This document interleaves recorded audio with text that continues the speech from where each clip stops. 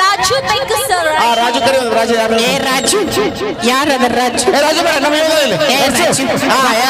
nurse ನೋಡಮ್ಮ, ಈಗ ನರ್ಸುದು ನಿಂದು ಫಸ್ಟ್ ನೈಟ್